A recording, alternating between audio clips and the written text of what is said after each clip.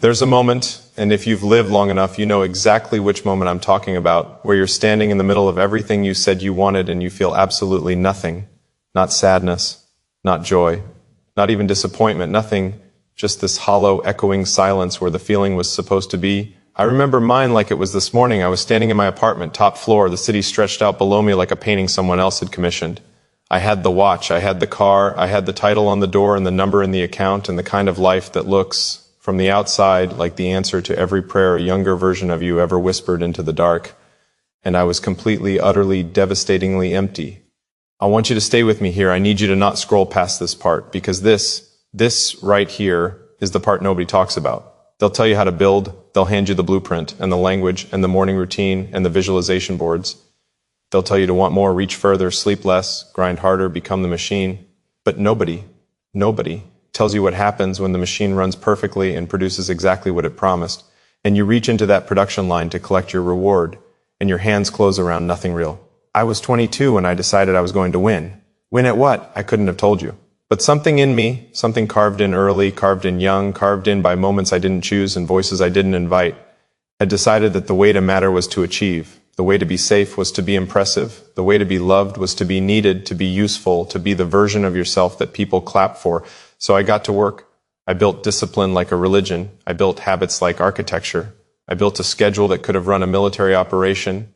And I treated rest like weakness and stillness like failure. And I moved, always moving, because moving meant I was somewhere, and somewhere meant I was succeeding, and succeeding meant I was enough.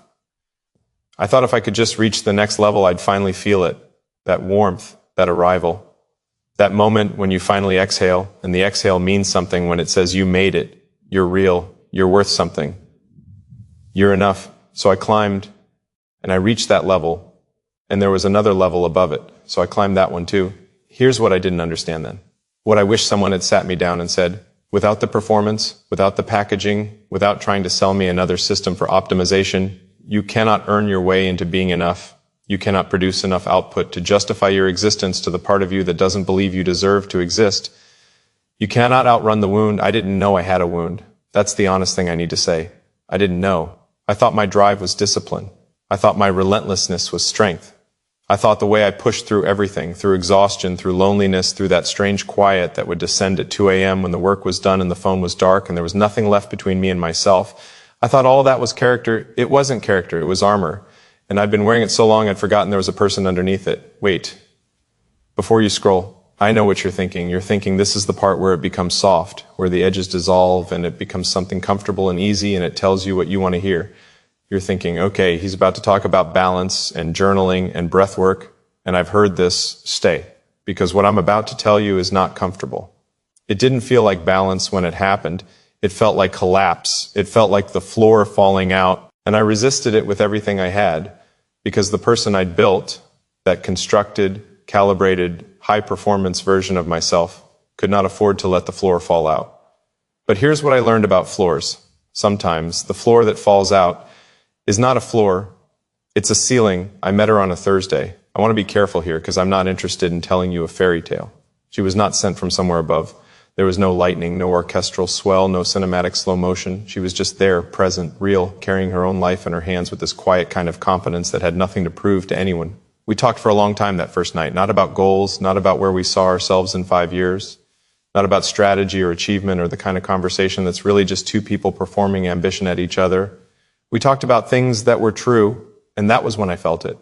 Not love yet, not then, just this strange, unfamiliar sensation of being in a moment that wasn't asking me to be anything other than what I was. I didn't know what to do with that. Tell me something. When was the last time someone looked at you, not at what you do, not at what you've built, not at the version of yourself you've spent years constructing and defending and presenting, but at you, the actual you, the one underneath the title and the output and the composed expression you've learned to wear in rooms that are judging you? When was the last time that happened?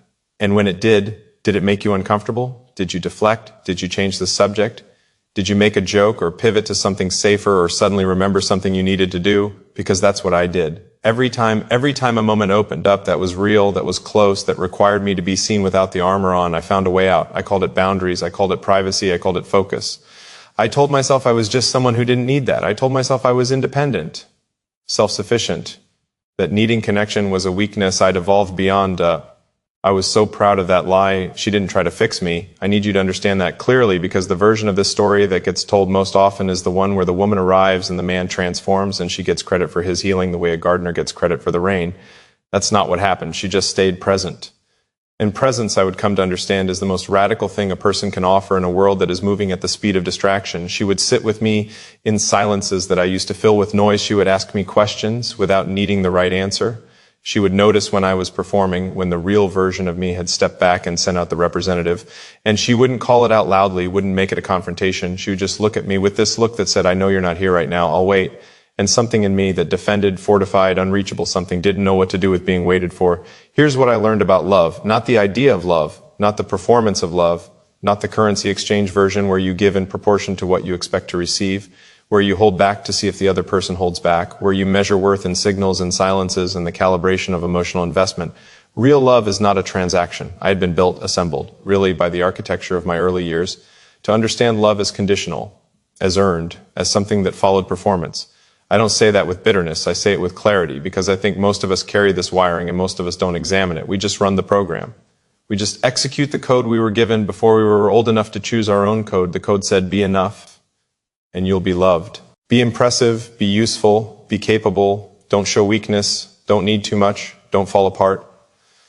And in exchange for all of that sustained excellence, you will receive the warmth that makes a life feel real. I ran that code for years, and it kept working in the shallow version, in the version where people admired me, in the version where people were impressed by me, in the version where I was useful to people and they responded with something that resembled affirmation, but it never reached the depth, it never landed in the place that actually needed it.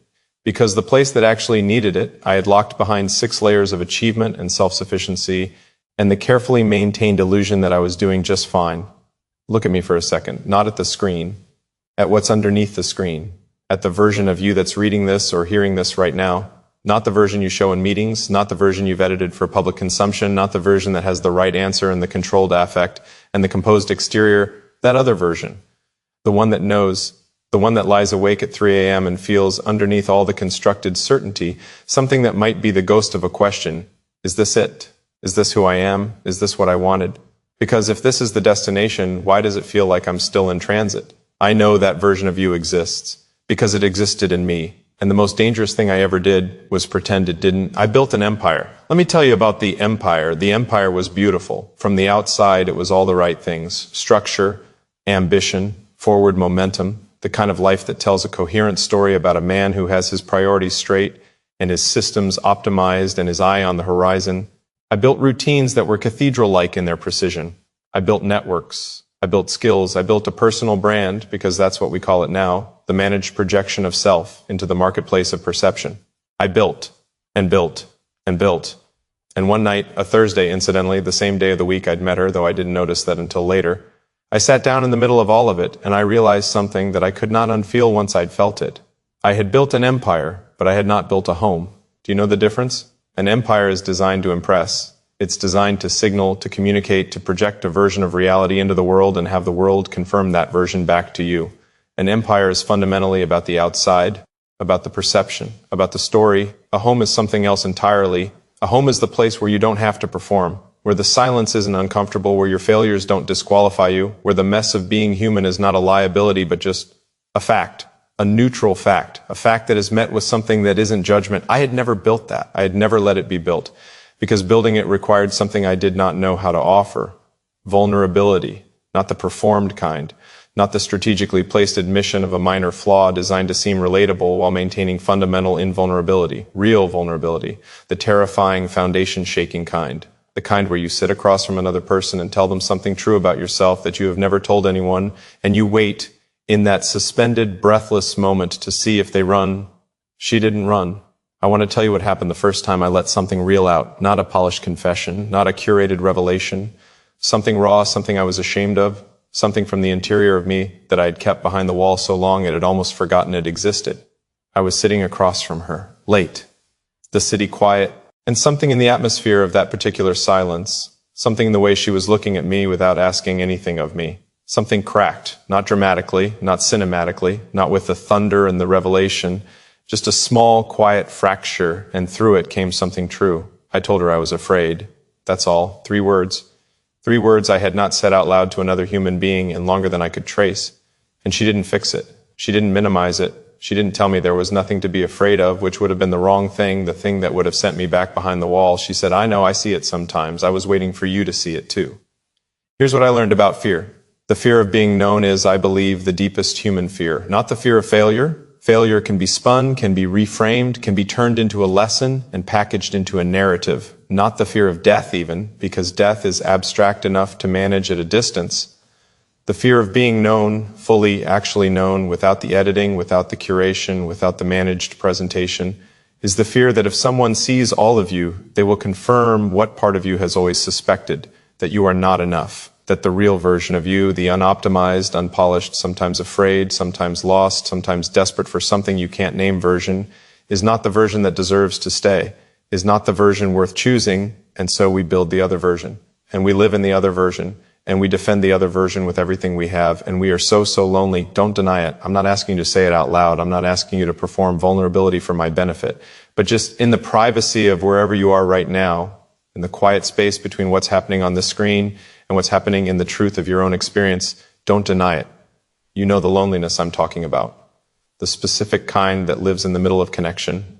The loneliness that visits you not in isolation but in company, in the middle of conversations, in the middle of celebrations, in the middle of moments that look from the outside like fulfillment but feel from the inside like a translation you can't quite complete. The feeling that you are almost there, you are almost present, you are almost connected, but there is something, some membrane, some learned distance that keeps you from arriving all the way. That's not a character flaw. That's not a failure of willpower or discipline or effort. That's a wound, and wounds don't heal through achievement.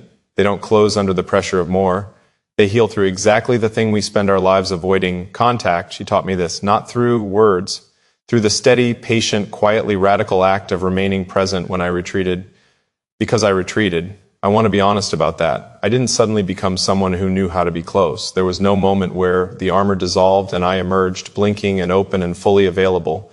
It was gradual. It was awkward. It was 2 steps toward and 1 step back, and sometimes 3 steps back, and sometimes I would get to the edge of something real and the fear would spike and I would find some way to make it about work or about strategy or about a goal I needed to focus on, and she would watch me do it, and she would still be there when I came back. I've thought about that a lot, about what it takes to stay. Not the romantic version of staying, not the dramatic declaration, not the grand gesture, not the cinematic moment of choice, the quiet version, the daily version, the version that says, I see the pattern, I understand the pattern, I am not going to abandon you because of the pattern. That is a profound thing. I didn't have a word for it then. I'm not sure I have a perfect word for it now. But I know what it felt like. It felt like the possibility of safety. I want to talk about the rebuilding, because that's what this is, ultimately, a story about demolition and reconstruction, about the specific mercy of a collapse, about what becomes possible when the thing you built that wasn't working finally falls. It didn't fall all at once. I want to be clear about that, because I've heard the transformation stories that happen all at once, the lightning bolt narratives, the morning you wake up different stories, and I don't think that's the architecture of real change. Real change is daily. Real change is the Tuesday morning when you choose to stay in the conversation instead of checking your phone. The Friday night when you decide presence matters more than productivity.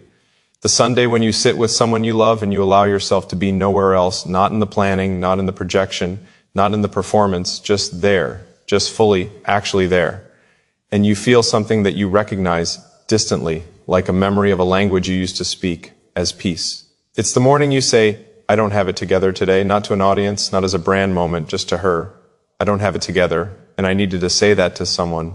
It's the night you cry, actually cry, without the shame narrative running alongside it, without the internal commentary that says this is weakness, this is small, this is not who you built yourself to be.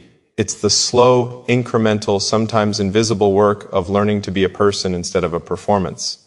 I built something different in those months. I'm still building it. It doesn't look like what I used to build. It doesn't have the clean lines of the empire.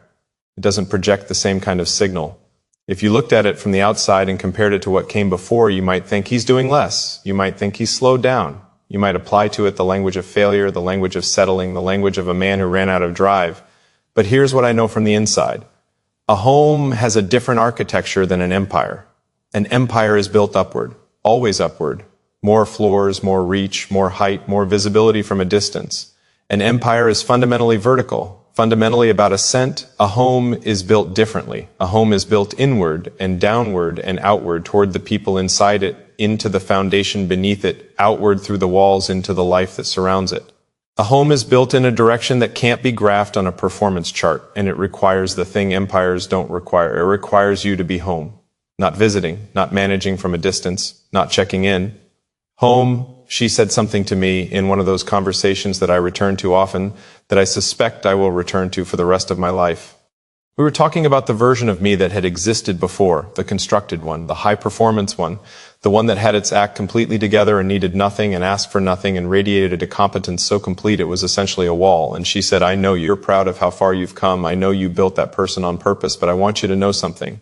She paused, and then, I didn't fall in love with him. I fell in love with you, the one underneath him. I don't know if you understand what that did to me. I don't know if I can give you the internal architecture of what happened in me when she said that, the specific quality of it, the way it reached past everything that had been built and touched something that had been waiting without knowing it was waiting for years. The one underneath him, not the performance, not the achievement, not the title or the reputation or the capability or the carefully maintained narrative of success. The one underneath all of that one is worth choosing. Here's what I want to say now to you, directly, without the buffer, without the performance. You are not your output. I need you to hear that in a way that actually lands, not as an affirmation, not as a mantra, as a fact, a structural fact about the nature of who you are. You are not what you produce. You are not your title. You are not your achievements or your track record or the evidence you can present on behalf of your worthiness. You are not the strongest version of yourself that you've managed to sustain for public consumption. You are something that existed before any of that, before the first achievement, before the first performance, before the first moment you learned that love had conditions attached to it and started shaping yourself to meet those conditions. There is something in you that was there before you learned to perform. And I promise you with everything I have found to be true in this rebuilding, that something is worth knowing, it is worth being, it is worth the terrifying, identity-disrupting, floor-removing act of letting someone see it. Wait, before you decide what to do with this, I know the temptation. I've felt it myself in the middle of stories like this one, in the middle of encounters with something true. The temptation to nod, to feel it briefly, to let it move through you in the controlled way that feeling things can move through you when you're still managing the distance. And then return to the program, return to the construction, return to the systems and the optimization and the forward momentum. I did that many times. Many times I heard something that could have started the work, and I converted it into content, into a productivity principle, into another item for the optimization system. I was so good at metabolizing depth into efficiency that I turned every invitation into a tool. Don't do that. This is not a tool. This is an invitation. The invitation is this. Let yourself be known by someone, by one person, by the person who is already maybe standing in front of you offering something that you keep deflecting, keep reframing, keep converting into something safer. Let them see the thing underneath the thing. Let them into the room you've been keeping locked because you decided in some early formative moment that you didn't choose, that what's in that room is not acceptable. Because here's what I found in that room. It wasn't the catastrophe I'd been protecting against. It was just me. Just the ordinary, complicated, sometimes lost, sometimes afraid, genuinely, completely human me. The same one that was there at the beginning, the same one that's been in there the whole time, waiting patiently behind the empire, wondering when we were going to come back for him. I chose her. I want to be precise about that. Not because she saved me, not because she completed some missing piece, not because she was the missing variable in my optimization equation.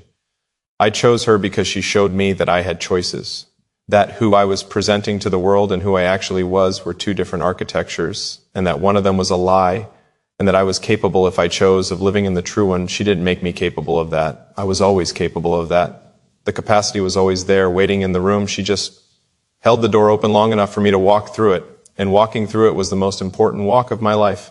Here's what the other side looks like. Not perfectly, not completely, not in the finished, arrival-stamped way of stories that have resolved cleanly. I wake up differently now. Not because the morning has different content, but because I'm there when it happens, actually there. Not in the planning mind, not in the performance mind, not in the calibration of what today needs to produce and what that production will signal about my worth, just in the morning. With her. With the particular quality of that light, I have conversations now that I couldn't have before. Not because I've learned a technique, not because I've read the right book about communication, but because I've made the internal choice, and I have to keep making it. It doesn't stick permanently. It's a daily choice.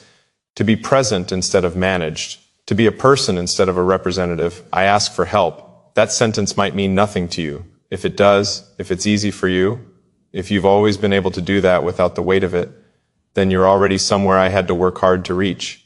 If it means something, if there's something in you that tightens slightly when you read it, then you know asking for help used to feel like structural failure, like an admission that the machine wasn't working.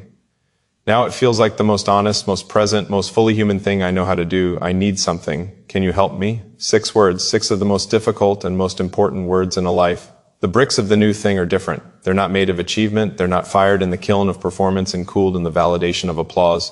They're made of mornings, of honest conversations, of the specific courage required to stay in a moment when leaving would be easier, of the 10 seconds it takes to say the true thing instead of the safe thing, of the decision made on an ordinary evening in an uncinematic kitchen to put the phone down and be present for the person in front of you. Those bricks don't look like much. They don't photograph well. They don't translate into content. Nobody makes highlight reels about the Tuesday you were actually there, but they build something that holds weight. They build something you can actually live in. My love, I'm talking to her now, and I'm also, I think, talking to you because I think you might know what I mean when I say there is someone in your life who is offering you something real. Maybe they've been offering it for a long time. Maybe you've been taking it in the way you take in everything, efficiently, gratefully, and at a distance. Maybe you've been present in every practical sense and absent in the only sense that matters. My love, you are the reason I stopped running, not because you caught me, not because you outpaced me or outmaneuvered me, but because you made standing still feel safe. You made not knowing feel survivable. You made the emptiness of that top floor apartment into a beginning instead of an end. You saw me choose the construction over the connection, over and over, and you waited. With patience I did not deserve and have spent every day since trying to honor. You are not the reason I became something. You are the reason I stopped being afraid of what I already was. And to you, watching this wherever you are, I want to end with this, not a challenge in the competitive sense, not a dare, not another performance metric dressed as wisdom, just a question, one question. Who have you been keeping yourself from? Not from the world. The world has plenty of you, the optimized you, the capable you, the you that shows up and produces and manages and holds it together. The world has had that version for years. Who have you been keeping the real version from? And do you know, not theoretically, not intellectually, but in the felt sense of your actual daily experience, do you know what it costs? Not in productivity terms, not in net worth, not in any category that shows up on a performance review. What does it cost in the only currency that actually matters? Aliveness. Do you feel alive? I feel alive for the first time in a long time. In the specific way that doesn't come from winning or reaching or achieving or arriving. In the way that comes from being present in your own life, from knowing that the person sleeping beside you has seen the real you and chosen to stay, from knowing that the man you are when no one is watching is not a liability to manage but a person worth knowing, from knowing that the collapse, the one you fear, the one I feared, the one I went through, was not the end of the story. It was the beginning of the true one. I chose her over the empire, over the construction, over the defended, fortified, impressive, lonely version of myself that had been running the show for so long. I chose her over the performance of a life and for the life itself, and every single morning, in those quiet, ordinary, uncinematic mornings that nobody makes content about, I choose her again, because she is not a reward at the end of the optimization. She is the reason the optimization was always missing the point. She is the home, and I, for the first time, am home.